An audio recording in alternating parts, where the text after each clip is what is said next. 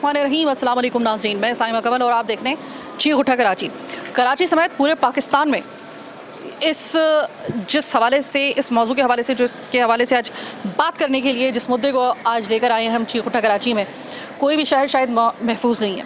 कराची कहने को पाकिस्तान का सबसे बड़ा शहर, लातादाद प्राइवेट और गवर्नमेंट हॉस्पिटल्स यहाँ पर मौजूद हैं। प्राइवेट हॉस्पिटल्स ज़रा ज़्यादा हैं। इन प्राइवेट हॉस्पिटल्स में किस तरीके से लोगों की जानों के साथ खिलवाड़ होता है, इसकी एक तस्वीर तो हमने आपको आज से तकरीबन 1 साल पहले मुर्शद हॉस्पिटल के हवाले से प्रोग्राम जब हमने किया था, जहां पर नेग्लिजेंस की वजह से एक जवान औरत, छोटे छोटे बच्चों की माँ एक्सपायर कर दी थी। उन्होंने औरत बाकायदा तौर पे मर गई थी। उसके हवाले से हमने प्रोग्राम किया, आपका बड़ा ज़बरदस्त फीडबैक आया उसके ऊपर। उसके बाद मुसलसल ये हर कुछ अरसे के बाद कहीं ना कहीं किसी न किसी हॉस्पिटल से हम लोगों को ख़बर मिलती रही कि कभी फोर्सफुली एक नॉर्मल डिलीवरी को यहाँ पर फोर्सफुली जो है वो उसे बहाने से उसको जो है वो ऑपरेशन में उसको कन्वर्ट करवा दिया जाता है, यानी कि मेजर ऑपरेशन या फिर सिजेरियन इसमें कन्वर्ट करवा दिया जाता है। इसके अलावा नेग्लिजेंस की वजह से हॉस्पिटल्स के ऊपर आए दिन ये इल्ज़ामात लगते रहते हैं। मुख्तलिफ हॉस्पिटल्स में, कोई एक हॉस्पिटल इसमें नहीं है, मुख्तलिफ हॉस्पिटल्स में इस हवाले से आवाज़ें आती रहती हैं कि कभी जो है वहाँ पर नेग्लिजेंस की वजह से किसी की जान चली जाती है। और अभी रिसेंटली आपने देखा होगा कि K21 न्यूज़ पर आपने हमारे जो नुमाइंदे हैं मलिक फैसल, उनकी आपने एक ब्रेकिंग न्यूज़ आपने सुनी होगी कि नॉर्थ नाज़िमाबाद में एक नौजवान खातून, बहुत ही यंग खातून, पहला बच्चा वो डिलीवर करने के लिए जा रही थी, आखिरी मंथ था और 20 साल सिर्फ उम्र थी उस लड़की की, और वो एक प्राइवेट हॉस्पिटल्स में जाती हैं अपना नॉर्मल चेकअप करवाने के लिए, बिल्कुल सही सलामत हंसती खेलती वो वहाँ पे जाती हैं। और वहाँ पर जो यंग डॉक्टर्स हैं उनके सुपुर्द कर दिया जाता है ये इतना हसास मामला। अब वो अल्लाह जाने कि उनसे कौन सी ऐसी गलती होती है कि वो एक गलत दवाई और एक गलत ड्रिप जो है वो लगा देते हैं, और ड्रिप के लगते के साथ ही खातून की हालत गैर हो जाती है। वो जिस तरीके से वो चीख रही थी, उनकी वालदा और उनके जो हस्बैंड हैं वो जिस तरीके से बता रहे हैं, यकीन मानिए दिल हलक में आ रहा है, कलेजा हलक में आ रहा है इस बात को सुनकर। और उसके बाद फिर क्या होता है कि उस इतनी सी एक गलत ड्रिप लगने के फ़ौरन बाद हंसती खेलती 20 साल की वो लड़की जो अपने पहले बच्चे को जन्म देने के लिए जा रही थी, उसके गुर्दे नाकारा हो गए, उसके जिगर सही तरीके से अब उसका काम नहीं कर रहा। उसकी जो नॉर्मल डिलीवरी थी वो फौरी तौर पे बच्चे की जान बचाने के लिए फौरी तौर पे उसका उसी वक्त ऑपरेशन किया गया, और उसको जो है वो किसी हद तक आप ये कह लें कि जिसे कहते हैं ना कि कॉर्नर से बस वो टच करके मौत को आई है, लेकिन अभी भी उसकी हालत गैर है। सबसे पहले तो मैं इनके हस्बैंड, जो इन खातून के हस्बैंड हैं, अलीशा नाम उन खातून का है, 20 साल की वो खातून है और उनके हस्बैंड मेरे साथ मौजूद हैं। भाई मैं जानती हूँ कि इस वक्त आपकी एक जहनी हालत कैसी होगी। आपकी एक जोजा जो कि 20 साल की एक बहुत ही कम उम्र आपकी वो वाइफ हैं, हंसती खेलती सही सलामत वो इस तरीके से गई हैं। मुझे ज़रा थोड़ा सा बताइएगा कि ये अचानक क्या हुआ, हॉस्पिटल्स में ऐसी कौन सी नेग्लिजेंस हो गई कि एक हंसती खेलती जो एक लड़की है 20 साल की, वो इस वक्त जो है वो बिस्तर पे आके लग गई है। देखिए, बिल्कुल हंसती खेलती घर के अंदर सबसे मजाक करती हुई उतरी मेरे साथ में कि पापा आप भी चलें, और भाइयों से भी मजाक करने लगी आप भी चलें। और उसको फिर जब वहाँ हॉस्पिटल लेके गए, उन्होंने बोला नहीं आप आ जाओ, ड्रिप लगवा के आ जाओ। तो बस वो ड्रिप चढ़वाने के लिए गया हूँ, तो समझे कि उन्होंने ऐसी ड्रिप लिख के दी हुई थी कि वो ड्रिप कहीं भी नहीं मिल रही, सिर्फ इसी मेडिकल पे मिली। उसके बाद वो सिर्फ इतनी सी चढ़ी है, उसकी हालत इतनी बिगड़ गई थी कि समझे कि उसका सांस वाँस सब रुक गया था वहाँ पर। मैंने जब हॉस्पिटल में उनको शोर किया, मैंने बोला भाई डॉक्टर को बुलाओ, डॉक्टर कहाँ है? तो जब डॉक्टर बोले कि ऊपर है, आ रहे 5 मिनट में आ रहे हैं। भाई डॉक्टर को फ़ौरन मौजूद होना चाहिए ऊपर से। जब उसकी कंडीशन इतनी बिगड़ गई, उसकी सांस वाँस सब रुक गया, वो इतनी बुरी तरीके से चीखें मारने लग गई, अल्लाह मुझे बचाओ, मैं मरने वाली हूँ, मेरी सांस रुक रहा है। मैंने उनको बोला कि वो बोले इंजेक्शन लगा रहे हैं, अभी ठीक हो जाएगी। मैं उसके पीछे बैठा रहा, मेरे हाथ पैर फुल गए कि मैं करूँ तो करूँ क्या, क्योंकि वो इतनी छोटी, फिर उसको इतनी बुरी हालत कर दी उसके ड्रिप लगने से कि मुझे खुद समझ में नहीं आ रहा था मैं किसको बुलाऊँ और क्या करूँ भी। फिर वो जब डॉक्टर आई हैं ऊपर से, उन्होंने देखा, तो उन्होंने देखने के बाद बोली कुछ नहीं है, अभी हो जाएगा मसला। उसके बाद वो अंदर लेके जाती हैं और उसका अल्ट्रासाउंड वगैरह करती हैं। उसके बाद वो हमें बोलती हैं कि आप जो है ना इसको, मतलब बच्चे की हार्ट बीट कम हो गई है, आप पेमेंट जमा कराएं और फिर हम जो है ऑपरेट करेंगे इसका। तो हम लोग तो सारे डर गए, हमने बोला कि बच्चे की हार्ट बीट कम हो गई, हमें डराने लग गए कि बस आप फटाफट जाएँ और पेमेंट लेकर आए बच्चे की। मैंने ठीक है, मैं वहाँ से निकला, तो उसके बाद मैंने जब पेमेंट जमा कराई तो ऊपर गया, तो उन्होंने बोला कि भाई माशाल्लाह मुबारक हो, बेबी हुआ है। उसके बाद थोड़ी देर बाद जो है मतलब बेबी हेल्दी था या नहीं?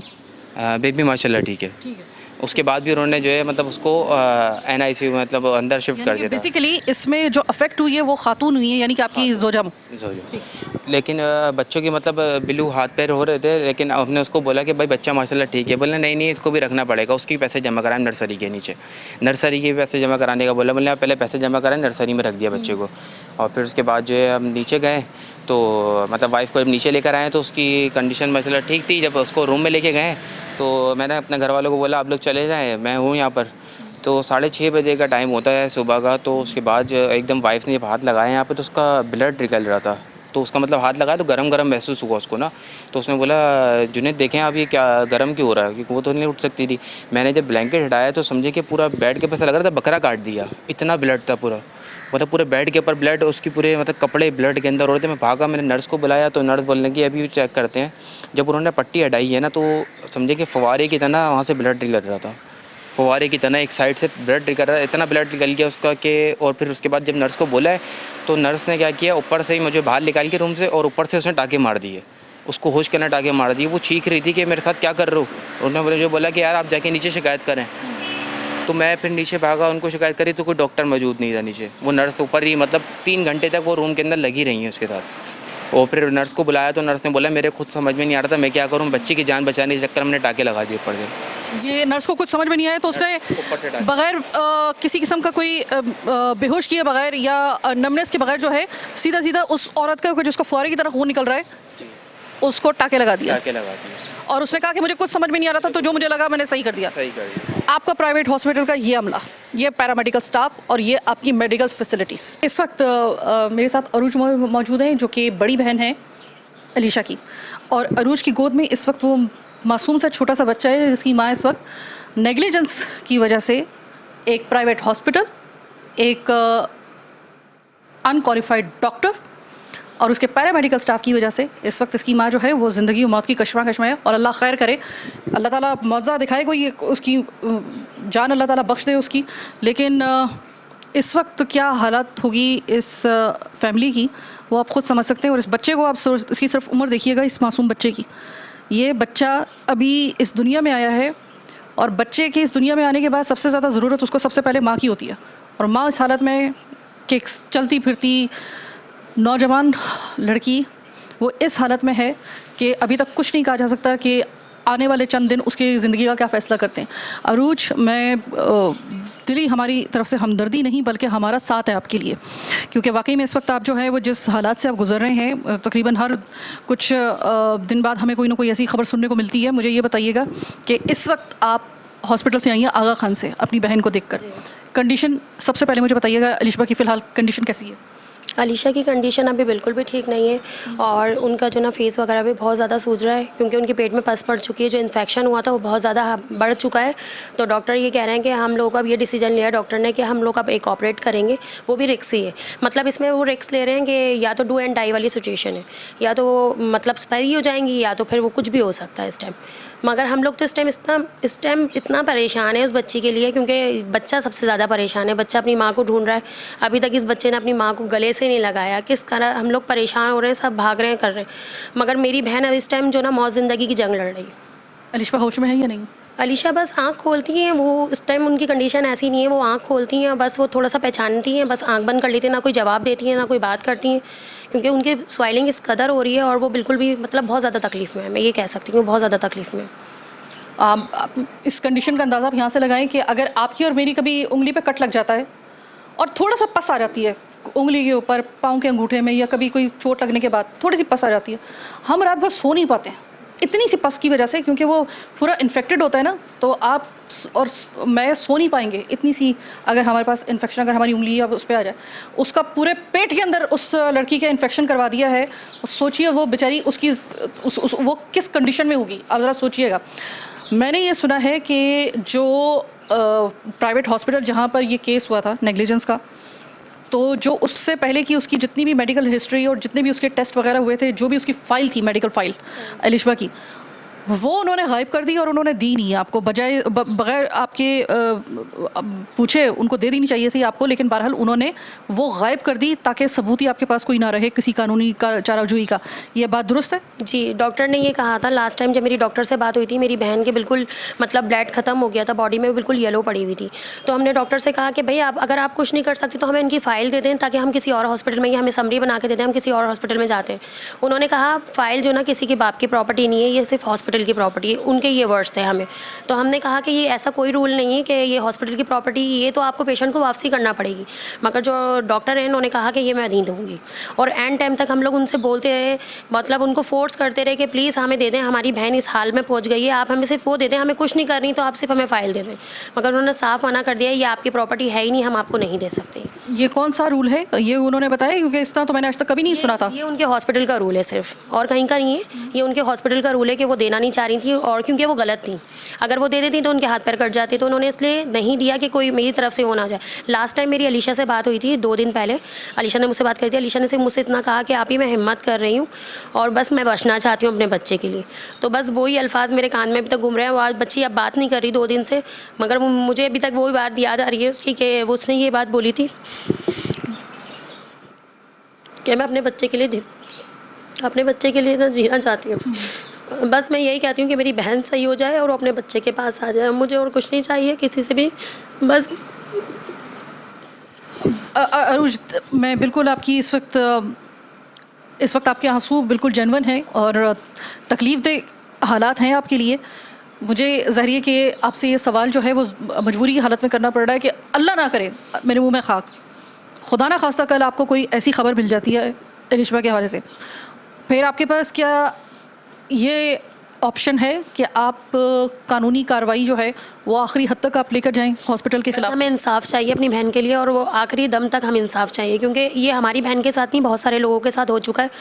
तो हमें अपने बहन का इंसाफ चाहिए। अल्लाह ताला, हमें अल्लाह से पूरी उम्मीद है कि अल्लाह ताला अगर उसकी जान बख्श, अल्लाह ने उसकी अगर ज़िंदगी लिखी है ना तो उसको कोई कुछ नहीं कर सकता, इस उम्मीद से। और इंसाफ तो हमें चाहिए, हर हाल में चाहिए अपनी बहन का। जिन्होंने हमारे बहन को यहाँ तक पहुँचाया है, तो बस हम उनसे सबसे अपील करूँगी मैं, जितने भी लोग यहाँ देख रहे हैं, गवर्नमेंट से, कि हमें इंसाफ चाहिए हमारी बहन के लिए।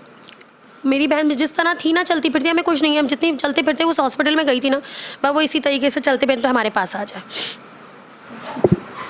अल्लाह ना करे कि कल फ़र्ज़ करें कि उसको, लड़की को कुछ हो जाता है, इस वक्त उसकी कंडीशन बहुत ख़राब है, अल्लाह ना करे, मेरे मुंह में खाक के, अगर खुदा ना खास्ता इसको कुछ हो जाता है, आप सिर्फ इस बच्चे की उम्र देखें और उसके बाद आप फैसला कीजिएगा कि उस हॉस्पिटल के ख़िलाफ़, इस डॉक्टर के ख़िलाफ़, इस पैरामेडिकल स्टाफ के ख़िलाफ़ फिर कार्रवाई बनती है कानूनी या नहीं बनती है। सबके घर में बच्चियाँ हैं, सबके घर में लड़कियाँ हैं, सबके घरों में ऐसा कुछ ना कुछ हो सकता है। आज इनके साथ हुआ है, कल किसी के साथ भी हो सकता है, होता आ रहा है। मैं सिर्फ ये सोच रही हूँ कि अभी तक मेरे इल्म में तो नहीं है कि कभी किसी हॉस्पिटल को इस तरीके से निशाना इबरत बनाकर उसको बंद किया गया हो। हाँ, किसी दूसरी वजह से बंद किया जा सकता है, लेकिन इन केसेस के चक्कर में अगर बंद होना शुरू हो गए हॉस्पिटल्स, यकीन मानिए कि अगर इस वाक़े को अगर आप एग्जाम्पल बना दें, एक हॉस्पिटल बंद कर दें और आप उसको एक एग्जाम्पल बना दें, तो बाकी जितने भी ये जो बरसाती मेंढकों की तरह ये अनक्वालिफाइड डॉक्टर्स, बल्कि वो डॉक्टर्स भी नहीं है, मैं आपको दावे के साथ ये बात कह रही हूँ। मैं इससे पहले मेरा एक्सपीरियंस जो है वो एक तवील अरसे तक जो है वो एक हेल्थ चैनल के साथ रह चुका है, मुझे अंदाज़ा है, मैं वो देख चुकी हूँ, मैं एक्सपीरियंस कर चुकी हूँ, मैं वहाँ पे विज़िट कर चुकी हूँ। बहुत सारे हॉस्पिटल्स ऐसे हैं कराची के अंदर ही, सिंध की तो हम बात ही नहीं कर रहे, जहाँ पर जिनकी डिग्री तो छोड़ें, जिनकी क्वालिफ़िकेशन तो छोड़ें, वो सिरे से डॉक्टर होते नहीं है। ज़्यादा से ज़्यादा क्या होते हैं कि उन्होंने कोई इस तरह का कोर्स किया होता है जो कि ख़ानदानी मनसूबाबंदी के कोई इस तरीके से कोर्सेज़ वगैरह करवा देते हैं जिसके लिए तालीम की भी ज़रूरत नहीं होती, और वो अपने आप को डॉक्टर बनाकर वो खोल के बैठे होते हैं छोटे छोटे इस तरह के हॉस्पिटल्स। इनके ऊपर शिकंजा जब तक टाइट नहीं होगा तो इस तरह के वाक़यात होते रहेंगे। अब कानूनी सवाल से क्या कहते हैं, सबसे ज़रूरी सवाल ये उठता है, ये क्या रुख इख्तियार करेगा, ये हमें थाने जाके ही पता चलेगा। तो चलते हैं थाना नूरजहां।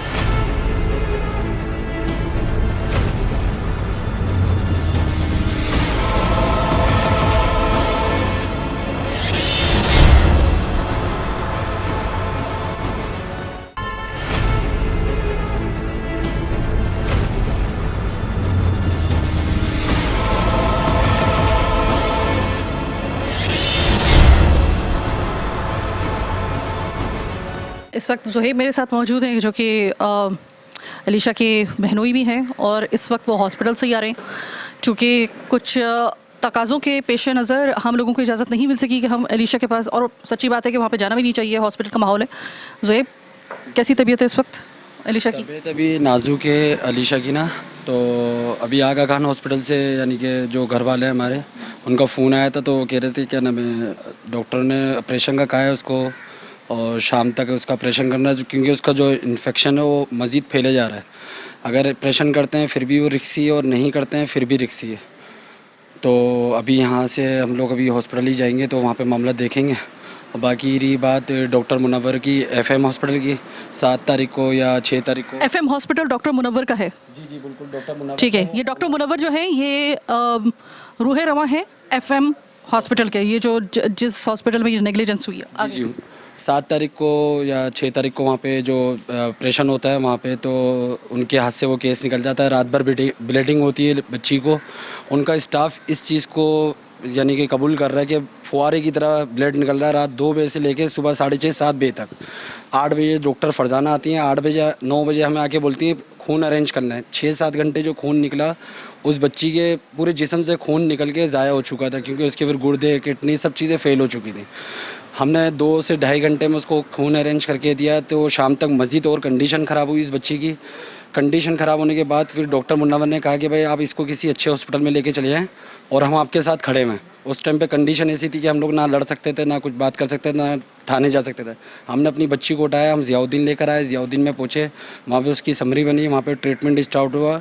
तो वो बच्ची फिर डायलिसिस पे चली गई। डायलिसिस पे जाने के बाद उसकी तकरीबन कोई 11 डायलिसिस ज़ियाउद्दीन हॉस्पिटल में हुई और 4 दिन तक यानी कि 7 तारीख से लेके और 11 तारीख तक doctor Munawwar, doctor Mohsin, doctor Salman और फरजाना का तो पता ही नहीं था। ये तीनों हमारे को एक आसरा देते रहिए कि बेटा आप परेशान ना हो, उसका आप ट्रीटमेंट करवाओ, हम आपके साथ खड़े हैं। जो भी उस पर खर्चा आएगा उस बच्ची को अपने पाँव पे खड़ा करेंगे। हम मुतमईन थे, हमने चले डॉक्टर अपनी गलती एक्सेप्ट कर रहा है इस चीज़ पे तो अच्छी बात है। तो 11 तारीख तक वो नहीं आते, तो 11 तारीख को हम नूरजहाँ थाने में एक एप्लीकेशन लगाते हैं जहाँ पे डॉक्टर मुनव्वर आता है, थाने वाले उनको बुलाते हैं, हेड मॉडर के सामने हम बैठते हैं, सारी बातें होती हैं। तो डॉक्टर ये वहाँ बैठ के ये बयान देता है कि भाई ये सारी चीज़ें हम बाद में करते रहेंगे, कानूनी कार्रवाई पहले हम बच्ची को बचाएं। वो हमारे साथ ज़ियाउद्दीन हॉस्पिटल जाता है, बच्ची की कंडीशन देखता है, हमारे पास सब प्रूफ हैं, सारी वीडियोस हैं। वहाँ जाके वो कंडीशन देखने के बाद वहाँ पे अपने क्रेडिट कार्ड से पेमेंट जमा कराता है। तो हमें भी लगता है कि इसने अपनी गलती तस्लीम करी। तो वो 4-5 दिन तक वो हमारे पास आता है, पेमेंट जमा कराता है। कोई 4.5-5 लाख रुपए उसने जमा कराए 15 तारीख तक। 15 तारीख को एक फ़ोन आता है मेरे पास सिंध हाई कोर्ट से एक बंदे का, उसका नाम है वजात। तो वो कहता है कि यार आप डॉक्टर मुनव्वर को क्यों फ़ोन कर रहे हो? मैंने बोला भाई डॉक्टर मुनव्वर को फ़ोन नहीं करूँ तो आपको फ़ोन करूँ? बोला ये कोई तरीका नहीं है, आप 2-3 लाख रुपए ले लो। उसकी भी रिकॉर्डिंग मेरे पास है, सबकी रिकॉर्डिंग मेरे पास है। तो वो कहता है कि आप 2-3 लाख रुपए ले लो और आप ये खुद ही देखते रहो। डॉक्टर मैंने बोला भाई हमें पैसे नहीं चाहिए, 1 रुपये भी नहीं चाहिए, 1 लाख नहीं चाहिए, 1 करोड़ नहीं चाहिए। आप बच्ची को ठीक कर दो, बच्ची पे पैसा लगा दो, आप हॉस्पिटल में पैसे जमा करो। आज तक हमने जो भी उनसे पेमेंट ली 10 से 11 लाख रुपये या 11.5 लाख रुपये वो ज़ियाउद्दीन के अकाउंट में गिरी है, ना हमारे किसी अकाउंट में गिरी है, ना किसी और के किसी अकाउंट में गिरी है। अगर एक आध पेमेंट हमने किसी से उधार, जब डॉक्टर मुनव्वर आगे पीछे हुए थे तो हमने किसी से उधार लेके ज़ियाउद्दीन कंपनसेशन के मद में था।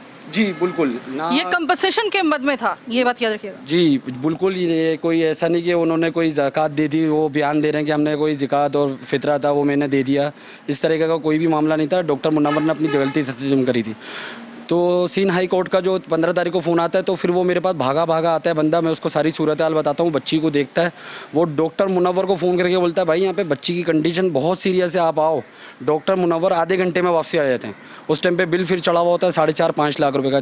उसके बाद फिर डॉक्टर मुनव्वर फिर बिल पेड करते हैं 3.5-4 लाख रुपये, फिर उधर जमा कराते हैं ज़ियाउद्दीन के अंदर। प्रूफ है, ज़ियाउद्दीन वाले प्रूफ देंगे आप लोगों को ना। वो जमा कराने के बाद फिर वो 2-4 दिन तक फिर पेमेंट उधर जमा करा रहा होता है। उसके बाद थाना या किसी कोई माफिया का उनके ऊपर हाथ आता है कि आप पेमेंट जमा ना कराओ। 23 या 24 तारीख को वो बिल्कुल हमसे आखिरी बार मिलना है, बेटा मेरे पास तो कोई पैसे नहीं है, मैं नहीं कर सकता, और ये वो वीडियोस भी हमारे पास हैं। वो बिल्कुल अपने आप को कोरा कर देते हैं, हमारे पास अब कोई पैसे नहीं है, अब आप देख लो, आपने जो कानूनी कार्रवाई करनी है करें। मेरे साथ मौजूद हैं जो वकील साहब हैं, हमारे साथ मौजूद हैं रियाज सोलंकी साहब।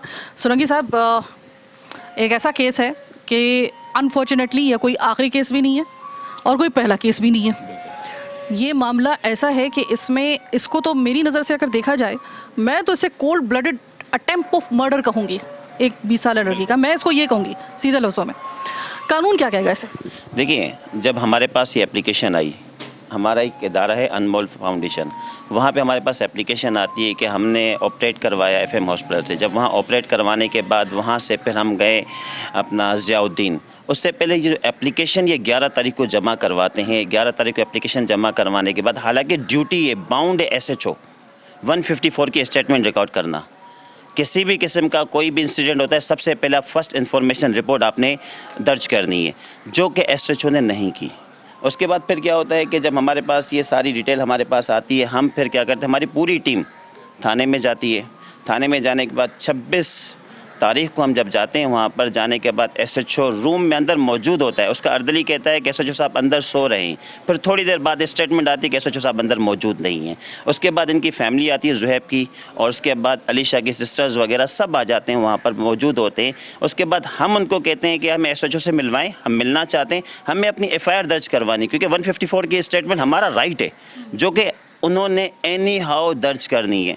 उसके बाद क्या होता है कि 4 से 5 घंटे गुजर जाते हैं, बट SHO के कान में जूं तक नहीं रेंगती, क्योंकि इतना बड़ा इंसिडेंट हुआ है। 11 तारीख को आपको एप्लीकेशन दी, फिर वो कहते हैं कि जो 25 तारीख को मुझे एप्लीकेशन दी है उस पर मैं एक्शन लूँगा, मुझे इंक्वायरी करनी। तो उससे पहले जो आपके पास एप्लीकेशन थी, आपने क्या किया? यहाँ पर हमारे पास जो पुलिस कल्चर है वो बिल्कुल गलत है। काफ़ी सारे थानों में ये चीज़ें चल रही हैं कि आप जाते हैं, वहाँ पर लोगों को खौफ हो चुका है थाने में जाने से, उनकी एप्लीकेशन रिसीव नहीं की जाती। अब यहाँ पर ये 11 तारीख से लेके आज क्या डेट है, अभी तक इनकी FIR दर्ज नहीं होती। उसके बाद फिर वो कहते हैं कि हमें परमिशन लेनी है SSP से। कहाँ लिखा हुआ है, आप हमें बता दें कि SSP से परमिशन लेनी है? SSP से तो उस वक्त परमिशन लेनी होगी ना कि जिस वक्त अगर मीडिया आपको अप्रोच कर रहा है, तो मीडिया में बात करने के लिए आपको कुछ जगहों पर आपको ज़रूरत होती है, लेकिन वकील से बात करने के लिए और उसके जो वर्सा हैं उनसे बात करने के लिए किस SSP की इजाज़त की ज़रूरत होती है? कोई मुझे बताएगा ज़रा। लॉ में लिखा हुआ है, आप हमें बताएं। 154 की स्टेटमेंट उनको रिकॉर्ड करनी है, वो तो डिसाइड करेगा मजिस्ट्रेट साहब कि आया रॉन्ग है राइट है। उसके बाद सारे एविडेंस लेके गए, सारे मेडिकल के जो हमारे पास डॉक्यूमेंट्स थे, FM की जो समरी थी, ज़ियाउद्दीन की जो समरी थी, सारी चीज़ें वहाँ लेके गए। फिर SHO साहब क्या करते हैं, वहाँ से जाके सीधा ज़ियाउद्दीन में विजिट करते हैं। विजिट करने के बाद वो खुद भी देखते हैं समरीज वगैरह, फिर भी FIR नहीं करती। सोलंकी साहब, अगर ये फ़र्ज़ करें कि इस केस को मंतकी अंजाम तक अगर पहुँचाया जाए, तो मैक्सिमम इस हॉस्पिटल को, मज़कूरा डॉक्टर्स को कितनी सज़ा हो सकती है? देखें, इस वक्त जो कंडीशन है, इनके ऊपर अगर के देखा जाए तो अटेम्प्ट टू मर्डर है। ठीक है, उन्होंने जो कंडीशन जिस तरीके से उन्होंने किया है और जो गफलत उन्होंने दिखाई है, जो लागर्जी दिखाई है, ठीक है, लागर्जी दिखाने के बाद कम से कम 7 से 12 साल इनकी सज़ा होगी। कम से कम कैद बामुशक्कत या बिल्कुल ठीक है। उसके बाद फिर क्या होता है कि इन्हीं के साथ ये भी होता है कि अगर के ये लोग पुलिस डिपार्टमेंट अपने आप को सही करें तो इस किस्म के वाक़यात पेश नहीं आएंगे, क्योंकि देखें इस किस्म के केसेस काफ़ी सारे हुए हैं। FM हॉस्पिटल के कंप्लेंट्स हमारे पास, इस इदारे में हमारे पास मुसलसल एप्लीकेशंस आ रही हैं। अच्छा, अफशा मेरे साथ मौजूद है जो कि एक इस इदारे की रुहरवाह मेंबर हैं, जहाँ पर सबसे पहले इन्हीं के पास एप्लीकेशन जो है इस किस्म की इन्हीं के पास आती हैं। अफशा, ये आपने पूरा मुद्दा आपने सुना, ये FM नाम का जो हॉस्पिटल है, मैं इसको हॉस्पिटल तो नहीं कहूँगी, मैं इसको अब डायरेक्टली मज़बा खाना से कहूँगी, कि जहाँ पे इस तरीके से काट पछाड़ हो रही होती है इलाज के नाम के ऊपर। अब आपने पूरा ये सीन भी देख लिया है, पूरा सिनेरियो भी देख लिया है। इस वक्त जो करंटली इस केस को लेकर आगे चल के धमकियों का सिलसिला शुरू हो गया है, प्रेशर का सिलसिला है वो भी शुरू हो गया है। ये तमाम चीज़ें देखने के बाद आप किस नतीजे पर पहुंची हैं कि क्या यहाँ पर आपको लगता है कि ताकत और पैसा इन्वॉल्व हो रहा है? एक जान के ऊपर जो है वो एक कॉर्पोरेट को बचाने के लिए एक जान तो जो है वो कगार पे लगा दी है मौत के, इसके साथ साथ प्रेशर भी दिया जा रहा है घर वालों को और इस तरह दिया जा रहा है। ये आपको लगता है कि इसमें थोड़ा सा पैसा और पावर इन्वॉल्व हो गया? नहीं, ये बिल्कुल डेफिनेटली यही बात है कि पैसा और ताकत दोनों चीज़ें इन्वॉल्व हैं, क्योंकि घर वालों को थ्रेट्स दिए जा रहे हैं, हमें थ्रेट्स आए, जो लोग न्यूज़ चला रहे हैं उन्हें थ्रेट्स आए, मतलब किस किस को थ्रेट्स नहीं आए। और ये सिर्फ कहने वाली बात नहीं है, हमारे पास हर चीज़ की रिकॉर्डिंग मौजूद है और ज़रूरत पड़ने पर वो हम पेश करेंगे। लेकिन अभी तक किसी भी इदारे ने हमारे साथ कोई कॉपरेट नहीं किया। हम फिर भी थ्रेट्स के बावजूद भी हम अपने बात पर डटे हुए हैं और अलीशा के साथ जितने लोगों की हमारे पास एप्लीकेशन मौसूल हुई हैं हम उनके साथ खड़े हैं और इंशाल्लाह उन्हें इंसाफ दिलाएंगे।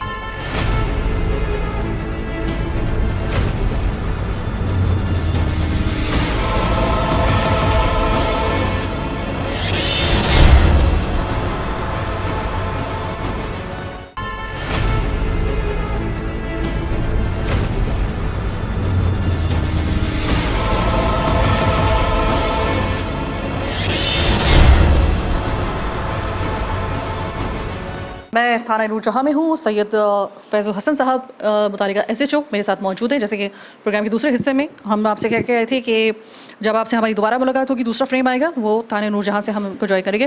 Thank you so very much sir. आप सुनाए कि आप आराम कर रहे थे, हमने आपके आराम में खलल डाल दिया, लेकिन मामला कुछ इस किस्म का था कि हमें आपकी थोड़ा सा डिस्टर्ब करना पड़ा आपको इसी हवाले से।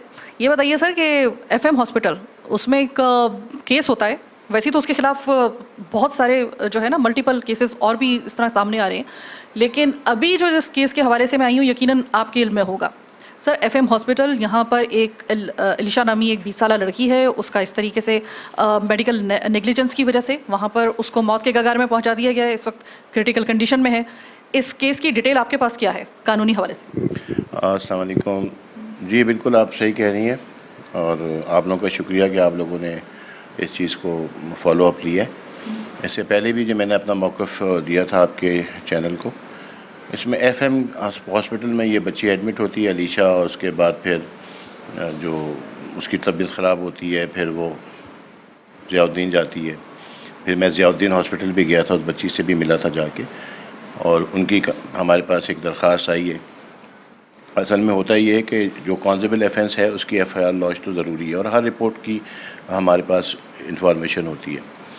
तो अलीशा के जो हस्बैंड हैं जुनैद साहब, उन्होंने यहाँ पे एप्लीकेशन दी थी, उसमें हमने एक इंक्वायरी अफसर बैठाया। उसके बाद फिर उसमें जो प्रोसेस है, क्योंकि ये जो है director complain Sindh health of commission care और PDMC इस्लामाबाद और सिविल सर्विसेज सर्जन्स, ये वो डिपार्टमेंट्स हैं जो वेरीफाई करता है और सारी चीज़ों को ऑनलाइन लेता है कि आया ये जेन्युइन डॉक्टर हैं या नहीं है। अच्छा, उसके बाद चूँकि इसमें प्रोसेस में थोड़ा टाइम लगता है, उसकी वजह से जिसमें हमने क्रॉस प्रिंटिंग्स की, फिर उसके बाद FM हॉस्पिटल में जो है मिनिस्ट्री ऑफ हेल्थ के भी लोग गए हैं, उन्होंने विज़िट किया, और फिर एक हमारी एक NGO टीम है, वो भी बड़ा इसमें एक्टिव है, जो कि अच्छी बात है, क्योंकि ज़ाहिर है अशरफुल मखलूक़ात है, वो बच्ची की तबीयत ख़राब है और वो बच्चा जो माशाल्लाह हुआ है वो भी छोटा है। फिर जो उस बच्चे की रिपोर्ट मैंने वहाँ ज़ियाउद्दीन हॉस्पिटल में देखी, उसकी पिक्चर लेके अपने तौर पे मालूमात की, तो उसके किडनी में प्रॉब्लम्स हैं, उसके लीवर्स का मसला है, उसके जो ब्लड्स हैं वो उसके अंदर फंसा हुआ है, जो उसकी ट्रीटमेंट सही नहीं हुई। अच्छा, इससे बग़ैर, इससे पहले, इससे कबल जो हमने यहाँ का रिकॉर्ड चेक किया है, तो वो भी FM हॉस्पिटल का कोई बेहतर रिकॉर्ड नहीं आया है। आप इस चीज़ को कन्फेस कर रहे हैं कि उसके खिलाफ ऑलरेडी बहुत सारी शिकायत हैं, मल्टीपल? हाँ, देखें, एज़ पर रूटीन हम सब के लिए हैं और हम सारे अवाम नास के लिए काम कर रहे हैं। जो चीज़ गलत है वो गलत है, उसको पुलिस या हमारे सीनियर्स की तरफ से कोई इंस्ट्रक्शंस नहीं है, उसको बिल्कुल फॉलो अप लेना है। अब रह गई बात यह कि जो हमने पास का रिकॉर्ड देखा है तो वो कोई मुनासिब नहीं है, बेहतर नहीं है FM हॉस्पिटल का। अब वो उसकी वेरिफिकेशंस जो है, डॉक्टर्स हैं, सर्जन्स हैं, स्टाफ है, सर्जिकल इंस्ट्रूमेंट है, उसकी बाकायदा प्रॉपर इन्वेस्टिगेशन हो रही है, बल्कि इंक्वायरी हो रही है। आफ्टर लॉज इन FIR जो भी सरकमस्टांसेस होंगे वो सामने लाएंगे। फिर मैंने भी उसको पर्सनली विज़िट किया अपनी टीम के साथ, अपने लेडीज़ स्टाफ के साथ, वहाँ के जो एडमिनिस्ट्रेटर हैं उनसे भी मुलाकात हुई है, तो उनकी भी लिस्टें ली हैं।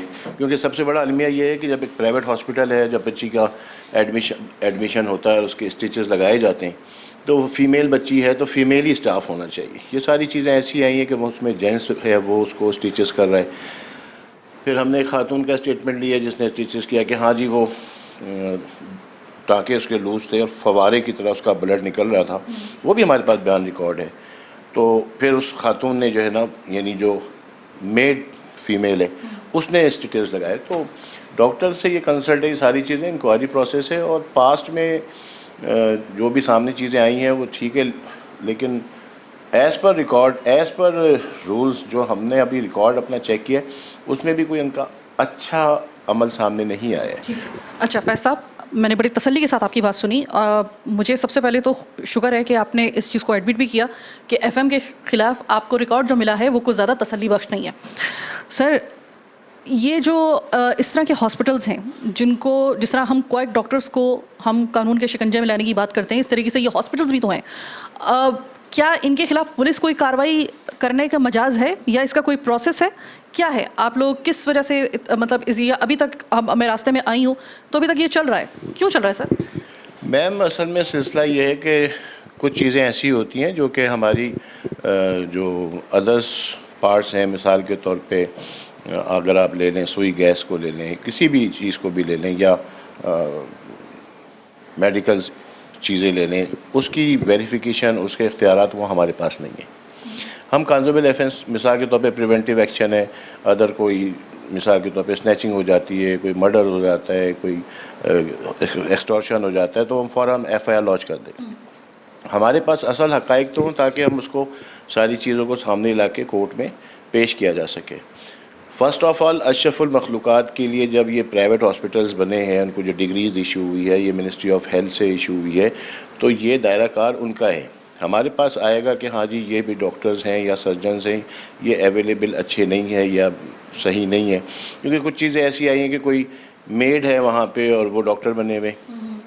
तो इसकी प्रॉपर एक इंक्वायरी हो रही है और इंक्वायरी के बाद पुलिस कांस्टेबल एफेंस बनती है तो लॉज इन FIR। अब मैं कर रही हूँ आपसे वो वाला सवाल जो मैं वहाँ से स्पेशली जिसके लिए मुझे यहाँ पे आना पड़ा। फैज साहब, मैं कतई तौर पे मैं आपसे माज़रत खाऊंगी पेश की कि अगर मेरे अल्फाज आपको हर्ट कर दें, लेकिन चूँकि मैं सवाल लेकर आई हूँ उनके इस लड़की के घर वालों की तरफ से और जो इससे रिलेटिव इसके वो जो हैं उनकी तरफ से, तो वो मिनोअन सवाल मैं आपके सामने रख रही हूँ, इसका जवाब आप मुझे दे दीजिएगा। जो घर वाले हैं, जो रिलेटिव हैं, वो क्या बात है कि वो आपसे बिल्कुल मुतमईन नहीं है। वो कह रहे हैं कि जिस तरीके से देखिए, ये तो अभी आपके अल्फाज हैं कि हमारे खिलाफ जैसे ही हमें कोई एप्लीकेशन मौसूल होती है या कोई FIR दर्ज होती है तो फौरी तौर पे पुलिस का काम क्या होता है कि उस पर फौरी तौर पे जो मुतालिका जो इसके ऊपर नॉमिनी है, आप उसको जाके अरेस्ट करें या फिर उससे बात पुरसें। क्या आपने उनको शिकंजे में लिया जब ज़ाहिर आपके पास एक एप्लीकेशन आई, तो ये एप्लीकेशन पे आपका रैपिडली आपका क्या रद्द अमल था? क्यों आपसे जो हैं वो घर वाले और जो बाकी लोग हैं वो नाला है? आपको क्या महसूस हो रही है? बात ये है कि सबसे पहले तो ये कि जो चीज़ हुई है उनके साथ वो बहुत गलत हुई है। दूसरी बात ये कि वो हुई है हॉस्पिटल में।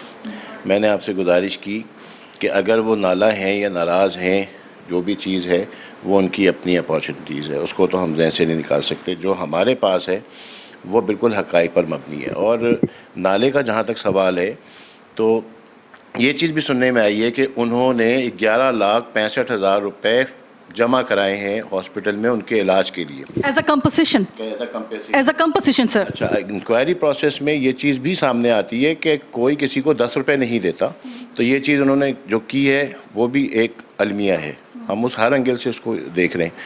अब इतने हॉस्पिटल्स हैं, कोई भी इस तरह की चीज़ों में नहीं करता, इंश्योर नहीं करता कि जी ये मिस्टेक है मेरी, तो सारी चीज़ें तो सामने आ रही हैं। अब रह गई बात ये कि फ़ौरन ही FIR करना, जब तक ये हमारे पास मिनिस्ट्री ऑफ हेल्थ की रिपोर्ट नहीं आएगी, जो कि टीम ने भी विज़िट कर लिया है और कर रही है और उनको भी कॉल्स की जा रही है, उनकी डिग्रीज़ वगैरह को भी हमने वो किया है, विज़िट किया है। फिर ऑन द स्पॉट जो है वहाँ से हम मेड को भी लाए, जो हमने बताया, उसका जो स्टाफ है उसको भी हमने लाया, उसको भी इंक्वायरी का हिस्सा बनाया। तो यहाँ पे जो है किसी को नाराज़गी और खुश करना हमारा अमल नहीं है। हम जो as per rules, as per कुछ नहीं करें, तसल्ली देते हैं। नहीं, हमने दी है उनको तसल्ली है, माशाल्लाह वो मुतमईन। वो तसल्ली नहीं ले रहे? नहीं, इंशाल्लाह वो मुतमईन है हमसे, और आपके इस रिकॉर्ड से भी इंशाल्लाह उनको पैगाम पहुँच जाएगा। और दूसरे एक और सवाल वो ये कहते थे कि अब इसको आप बताइएगा कि आप इसको डिनाई करेंगे या आप इसको कबूल करेंगे। एक साहब ने मुझसे ये कहा है इस प्रोग्राम के दौरान में, उन्होंने मुझसे कहा है कि जो इस FM हॉस्पिटल के जो मालिक हैं वो एडमिट करते हैं आपके सामने कि हाँ नेग्लिजेंस हुई, मैं इस बच्ची का इलाज करवाऊँगा और मैं पूरी तरह ताउन करूँगा, लेकिन आप पे एक एलिगेशन ये लग रहा है कि आप जो लोग हैं जो कि आप ख़ुद मान रहे हैं कि उनके साथ जुल्म हुआ है यहाँ पे, और आप अभी मेरे सामने भी ये कह रहे हैं, उनका ये कहना है कि आपका झुकाव जो है वो शायद दूसरी तरफ ज़्यादा है, और जैसे ही आपने उनको फेवर करना शुरू किया है तो वो तो बिल्कुल फ़िरौन बन गए हैं। वो जो कल कह रहे थे कि मैं गिल्टी हूँ, मैं मानता हूँ, मैं इस बच्ची को बिल्कुल सही करूँगा, इसके लिए इलाज का जितना भी एक्सपेंस उठाऊँगा, और वो अचानक ज़रा देखते हैं कि जब पुलिस का रुझान उनकी तरफ हुआ है कदरे, तो वो फौरी तौर पर जो है ना वो पलट जाते हैं और एकदम फ़िरौन बन जाते हैं। ये बात कहाँ तक दुरुस्त है, कहाँ तक गलत है, आप बताएं। आप डिनाई कर रहे हैं इस चीज़ को? बिल्कुल डिनाई करूँगा। उसकी वजह ये है कि अभी माशाल्लाह हमारे यहाँ जो है वो ऑन द वर्ल्ड अगर आप देखें तो हमारा कम्युनिकेशन और सोशल मीडिया बहुत स्ट्रॉन्ग है, और हर चीज़, यानी आप यहाँ हमारे पास आई हैं, यहाँ भी कैमराज लगे हैं, वहाँ भी कैमराज लगे हैं, हर जगह हर चीज़ मौजूद है। ये तो टोटली डिफ़ॉल्ट है। और फिर पुलिस, ख़ास तौर पे शारा नूर जहाँ पुलिस, मैं, मेरे स्टाफ, मेरे सीनियर्स, सब चीज़ों की यही इंस्ट्रक्शन है कि ऑन मेरिट काम होना चाहिए। ऑन मेरिट काम हमारे पास रिपोर्ट आती है, lodge an FIR, then arrest. अंदाज़ा लगाएं इस FM हॉस्पिटल का ये कितना बदनामे ज़माना ये हॉस्पिटल है कि मैं यहाँ पर आई हूँ SHO साहब का मौक़िफ़ जानने के लिए, तो इसी दौरान में यहाँ पे किसी और केस के हवाले से जो लोग आए हुए हैं तो वो भी अफेक्टी हैं इस FM हॉस्पिटल के। भाई आप मेरी रैंडमली आप लोग यहाँ पे किसी और काम से आए थे और आपको जैसे ही पता चला FM का तो आपको पता चला कि आप भी उसके अफेक्टी हो? जी, हमारे हमारे सामने तकरीबन साल में 1-2 केस ऐसे लाजमी होते हैं। ये FM हॉस्पिटल हो गया, शाहरुख हो गया, इस तरह रहमत हॉस्पिटल है। तकरीबन इस इलाके में 5-6 हॉस्पिटल हैं जिस इलाके का ये वक़ूआ है, तो ये मामूल की बात है। पुलिस कंप्लेन लोग करते हैं लेकिन गरीब होते हैं, पुलिस भी उनको प्रेशराइज़ करती है, अस्पताल इंतज़ामिया भी प्रेशराइज़ करता है, पीछे हट जाते हैं। ये एक रिपोर्ट हुआ है, थोड़ा सा लोगों ने हिम्मत की है, इस पर काम किया है, कोई वकील इन्वॉल्व हुए हैं, इसी तरह आप इन्वॉल्व हुए हैं, मीडिया वाले इन्वॉल्व हुए हैं, तो ये हाईलाइट हुआ है। ये तकरीबन साल में 1-2 केसेस ऐसे होते हैं, औरतें अपनी जान से जाती है, बच्चे जान से जाते हैं, तो ये नॉर्मल है ये। भाई आप इस बात से इत्तेफाक करेंगे जिस तरीके से अभी मैंने आपके सामने जिस तरह बोला है कि ये सिर्फ एक हॉस्पिटल नहीं है, इस तरीके से शारा नूर जहाँ की हदूद से लेकर आप हर एक पोश इलाके के पीछे जो कच्ची आबादी है उसमें भरे पड़े हैं ऐसे हॉस्पिटल्स, नाम नहाद हॉस्पिटल्स जहाँ पर मौत का सामान किया जाता है। वो मस्बा खाने की, मेरी नज़र में तो वो मस्बा खाने हैं, और उनका कोई उनके ऊपर मॉनिटरिंग नहीं है कि उनको कौन चला रहा है, उनमें जो डॉक्टर्स हैं उनकी जो है वो क्वालिफाइड MBBS डॉक्टर्स हैं भी या नहीं है, उनका स्टाफ जो है वो तरबियत याफ्ता है या नहीं है, हाइजीन और उसकी जो है वो तो कंडीशन तो बहुत बाद में आती है। क्या आप बात मेरी इस बात से इत्तेफाक करेंगे? मैं बिल्कुल आपकी बात से इत्तेफाक करता हूं। आपने सिर्फ अभी एक हॉस्पिटल का नाम लिया, शाहरुख का, लेकिन इससे बद FM हॉस्पिटल, FM ये पहले शाहरुख हॉस्पिटल था। जब ये जे ब्लॉक में था तो उसके बाद जब वहाँ पे लोग समझने लगे कि अस्पताल अच्छा नहीं है तो ये रोड पे आ गए। जब ये वहाँ बदनामा 2-3 वर्ष के शीशे टूट चुके हैं, लोग कंप्लेन कर करके, किसी के बच्चे मरे, किसी के क्या, कोई भी मामला, उसके बावजूद ये धड़ल्ले से चल रहा है। सामने आया, फिर ये सामने आया मेन रोड के ऊपर। अब यहाँ पे सिर्फ मतवसत तबके के लोग आते हैं जो अनपढ़ हैं, जिनको नहीं पता, फीसें इनकी आगा खान और ज़ियाउद्दीन के बराबर हैं। लेकिन यहाँ पे वो लोग अब जिन्होंने हाईलाइट किए, थोड़े पढ़े लिखे लोग, समझदार लोग आए जिनके साथ ये वाक़या हुआ और वो थाने में आए और ये हाईलाइट हुआ, वरना तो ये कभी भी नहीं आता। और सैकड़ों हॉस्पिटल है, एक नहीं, 50 नहीं, सैकड़ों से ऊपर हॉस्पिटल मैं आपको विज़िट करवाऊँगा पूरे इलाके में, औरंगी से लेके शारे नूरजहाँ की हदूद में लेके जितने भी ये पहाड़ी के पास और इसके बैक साइड जितने भी हॉस्पिटल है, सब नाम नहाद है, कोई पूछने वाला नहीं है। जो बदमाशी अलग करते हैं और ट्रीटमेंट अताई डॉक्टर सब भरे पड़े हुए हैं, लेकिन कोई पूछने वाला वहाँ नहीं है। ये बहुत अच्छा काम आपने किया और इसे बंद होना चाहिए हर सूरत में। मैं प्रेसिडेंट NP के हवाले से इसलिए बात कर रहा हूँ कि शिकायतें हमारे पास लोग आते हैं। K21 का भी बहुत शुक्रिया कि आप आए और आपने ये मसला उठाया, लेकिन उसके अलावा हमारे पास भी ऐसी प्रॉब्लम आती है और हम जाके फिर हॉस्पिटल जाते हैं या जो भी कर, लेकिन कोई सुनवाई नहीं होती। हमारे वो नुमाइंदे जिसने FM हॉस्पिटल के हवाले से इस स्टोरी को सबसे पहले ब्रेक किया, और मैंने सुना है कि मलिक फैसल जो हमारे साथ इस वक्त हमारे नुमाइंदे मौजूद हैं, मलिक फैसल आपने वो ब्रेकिंग K21 पे आपने दी है, वो ब्रेकिंग चली है इसकी, और उसके बाद मैंने सुना है और हमारे जो ऑब्जर्वेशन के मुताबिक आपके पास पूरे कराची से बहुत सारी इस तरह के और भी लोगों ने रब्ता किया है जो कि अफेक्टी हैं इसी FM हॉस्पिटल के। Is that true?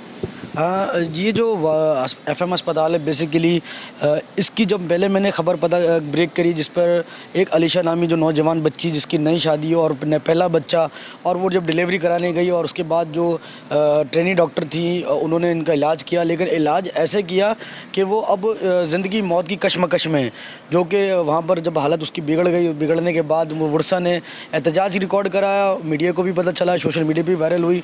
जब हमें पता चला हम भी पहुँचे वहाँ पर एहतजाज के मौके पर। हमने जब उनसे बात की और जो सिचुएशन देखी अस्पताल की, उसके बाद जो है वो उसकी निजी अस्पताल में उसको एडमिट कराया। एडमिट कराने के बाद अब तक वो ज़ेर इलाज है। लेकिन ये मामला जब हमने ब्रेक किया, इसको बताया हक़ाइक़ और आवाम को, हम जब नाज़रीन को अपने बताते हैं कि इस तरह के अताई लोग, ट्रेनी डॉक्टर मुख्तलिफ़ जगह पर, मुख्तलिफ़ मकामात पर ये लोग अपना एक दुकानदारी बना के बैठे हैं या अपना पेशा बना के बैठे हैं, जो कि लोगों की आम लोगों की ज़िंदगी के साथ खेला जा रहा है, गरीब लोगों के साथ खेला जा रहा है। तो ये तो एक वाक़या तो हो गया। इसके बाद अभी पुलिस के पास वाक़या भी पहुंचा, जिसके बाद वो अब लेटर लिखे जा रहे हैं PMDC, जो कि हमारा एक हेल्थ डिपार्टमेंट है, हेल्थ केयर को भी, हेल्थ कमीशन को भी, और पुलिस के बाद भी ये मामला है, पुलिस भी इस पर काम कर रही है। लेकिन इसके साथ अगर मैं बताऊं तो जब हमने खबर ब्रेक करी, उसके बाद अब K21 न्यूज़ को लोग रब्ता कर रहे हैं और फर्दन K21 न्यूज़ चैनल पर भी पहुँच रहे हैं और कह रहे हैं कि हमारे साथ पिछले 2 महीने पहले हमारी बेटी अपनी जान से गई, हमारी बेटी के साथ हमारा जो बच्चा पैदा हुआ था वो भी अपनी जान से गया, या किसी की बेटी बच गई तो वो उनका बच्चा जो है न्यू बॉर्न वो भी अपनी जान से गया। तो इस तरह के वाक़यात रोनुमा हुए हैं, पहले हुए हैं। उनकी मुतअद्दिद जो दरखास्तें हैं वो थाना इशारा नूरजहाँ में भी मौजूद हैं और FIR भी इस केस में इस वाक़यात की हुई हैं। और ये ऐसा नहीं, डेफिनेटली और भी इस तरह के वाक़यात हैं। और अब हमारे पास जो लोग आ रहे हैं, ताकि जो हमारी ज़िम्मेदारी है आवाम की, जो कि आवाम की आवाज़ जो आवानों तक पहुँचानी है, दीगर मुतल्लिक़ा इदारों तक पहुँचानी है, वो हम ज़रूर पहुँचाएँगे। मैंने सुना है कि आपको धमकियां भी मिल रही हैं इसी केस के हवाले से। हाँ जी, मुझे एक नंबर से कॉल आई, वो खातून की कॉल थी। उन्होंने मुझे कहा कि मैं एडवोकेट हूँ और लिहाजा ये मेरा क्लाइंट है, आप इसके ख़िलाफ़ ख़बर नहीं चलाएंगे दोबारा। तो मैं फ़लाँ से हूँ, और उन्होंने काफ़ी मुझे वो ऐसे अल्फाज बोले कि वो मुझे थ्रेट की आवाज़ रही। लेकिन मैंने तहम्मुल मिजाजी, जो कि हमारी सहाफ़ती सिस्टम है, हमने पढ़े लिखे हैं लोग हैं, तो हमने उनको तहम्मुल मिजाजी से जवाब दिया।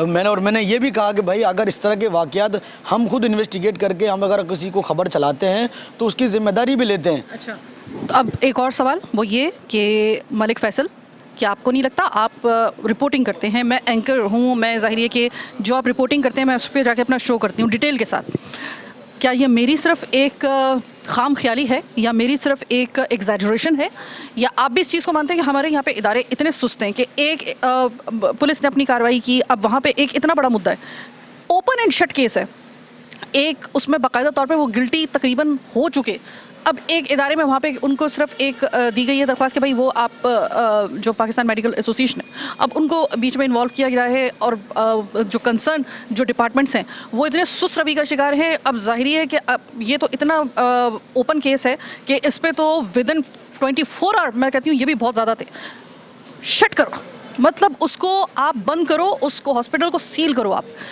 अभी तक वो खुला हुआ है।